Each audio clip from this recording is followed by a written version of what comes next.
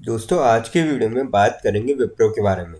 कल के दिन आपको ज़बरदस्त तेज़ी देखने मिली, करीब 3.5-4% के आसपास।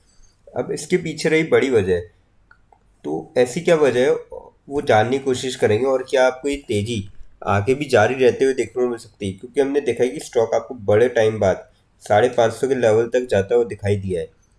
तो वो वजह जानेंगे और साथ में ये भी जानेंगे कि क्या इसके रिजल्ट्स आ सकते हैं, क्योंकि अभी 2-3 दिन बाद इसके रिजल्ट आने की पूरी पूरी संभावना है। 17 तारीख जैसे कि इन्होंने बताया था, आज 15 हो गई है।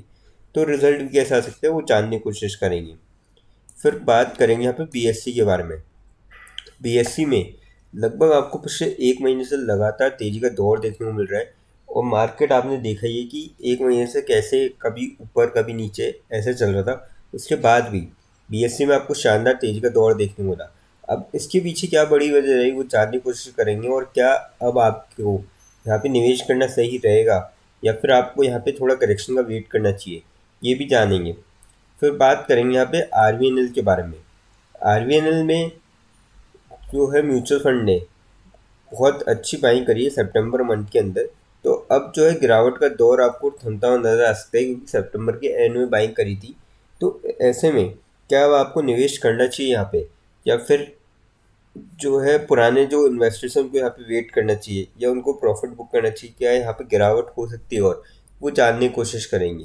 लास्ट में एक ऐसे स्टॉक के बारे में बात करेंगे जो आप सभी के लिए लेके आया बोनस बहुत ही शानदार रेशो में। तो चलिए वीडियो स्टार्ट करते हैं। सबसे पहले बात करें विप्रो के बारे में। 550.7 पे क्लोजिंग रही कल के दिन। 22.4 रुपीज़ की तेजी देखने मिली और 4.25% के आसपास आपको स्टॉक चढ़ता हुआ नजर आया। काफ़ी शानदार तेजी आपको देखने मिली कल के दिन। वॉल्यूम की बात करें यहाँ पे कल के दिन 2 CR के करीब थी, 43 लाख की डिलीवरी उठाई गई। परसों की बात करें यानी फ्राइडे की वॉल्यूम 50 लाख की वॉल्यूम थी, 22 लाख की जो है डिलीवरी उठाई गई। हफ्ते के एवरेज अगर हम देखें 85 लाख के करीब वॉल्यूम थी, 32 लाख की डिलीवरी उठाई गई। और मंथ की आप एवरेज अगर देखेंगे 73 लाख की वॉल्यूम थी और 29 लाख की जो है डिलीवरी उठाई गई। अब बात करते हैं जो तेजी की वजह बनी। विप्रो स्टॉक राइजेस, यानी कि कल जब ये पब्लिश हुई थी न्यूज़ तब तक 3% भाग चुका था। एज बोर्ड टू मल बोनस इशू ऑन October 17। तो यहाँ पे बोनस देने जा रहा है कंपनी, और 4 साल बाद कंपनी जो है बोनस दे रही है। क्योंकि लास्ट बोनस यहाँ पे आप देख सकते हो 2019 में दिया था, और कंपनी को बोनस का बादशाह भी कहा जाता है। तो ऐसे में कंपनी जो है Q2 की जो अर्निंग्स होगी उसके साथ ही, जब रिजल्ट आएगी उसके साथ ही बोनस का रेशियो भी हो सकता है कि अनाउंस कर दे। और लास्ट टाइम इन्होंने इशू किया था बोनस मार्च 2019 में, when the company issued 3 shares to stakeholders for every 1 share held. This time around focus will also be on the bonus issue ratio approved by the board. तो यहाँ पे अच्छा खासा bonus आपको मिल सकता है। तो जिनके पास भी यहाँ पे शेयर है वो होल्ड करके चल सकते हैं, बोनस का उनको फ़ायदा मिल सकता है। हालांकि बोनस में आप ये ना समझे कि वैल्यू आपकी बढ़ जाएगी, क्योंकि जिस प्रपोर्शन में बोनस मिलेगा उस प्रपोर्शन से स्टॉक की वैल्यू जो है कम भी होगी। पर यहाँ पे आप लॉन्ग टर्म के पॉइंट ऑफ व्यू से इस स्टॉक को होल्ड करके चल सकते हैं, क्योंकि अगर आप इसके रिटर्न देखेंगे पिछले 5 साल में भी, तो काफ़ी अच्छे यहाँ पे आपको रिटर्न देखने को मिले हैं 5 साल में। 121.25% यहाँ पे रिटर्न दिखाया स्टॉक ने 5 सालों में, और एक साल में 34% के रिटर्न। तो काफ़ी सही रिटर्न दिखाया स्टॉक ने। तो लॉन्ग टर्म के पॉइंट ऑफ व्यू से डेफिनेटली आपको यहाँ पे अच्छे खासे रिटर्न देखने को मिल सकते हैं। तो होल्ड करके आप चल सकते हैं। अब बात करते हैं बीएससी के बारे में। 4809.5 पे आपको क्लोजिंग देखने वाली। 313.05 रुपीज़ आपको चढ़ता हुआ नजर आया, और लगभग 7% के आसपास आपको स्टॉक जो है चढ़ता हुआ नजर आया था फ्राइडे कल के दिन। अब बात करी जाए वॉल्यूम की इसकी, तो 1 CR के करीब वॉल्यूम थी इसकी, और 16 लाख से डिलीवरी उठाई गई थी। थर्सडे की बात फ्राइडे की बात करी जाए 65 लाख की वॉल्यूम थी और 13 लाख से डिलीवरी उठाई गई थी। हफ्ते के एवरेज अगर हम देखें 70 लाख से करीब वॉल्यूम थी, 12 लाख से डिलीवरी उठाई गई थी। और मंथ की आप एवरेज अगर देखेंगे 61 लाख के करीब वॉल्यूम थी और 12 लाख की जो है डिलीवरी उठाई गई। तो काफ़ी सही वॉल्यूम में यहाँ पे आपको स्टॉक जो है ट्रेड करता हुआ नजर आया।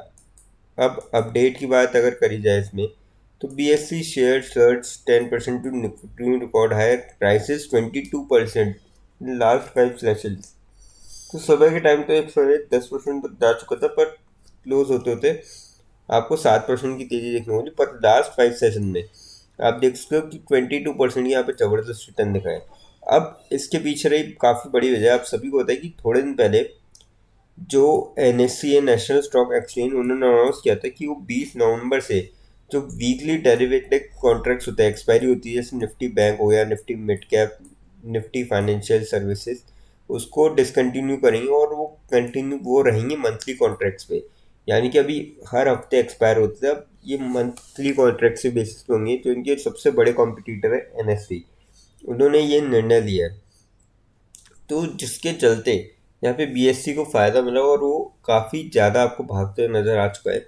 और पिछले अगर 1 महीने में आप अगर रिटर्न देखेंगे, यानी कि अक्टूबर के भी 14 दिन ही है, उसमें 34% ऑलरेडी स्टॉक भाग चुका है। 30% rise in September and 11% increase in August. तो ये सबसे तगड़ा यहाँ पे मूव आपको देखने को मिला है। पिछले 2 ढाई महीने से लगातार स्टॉक में बम्पर तेजी का दौर देखने को मिल रहा है।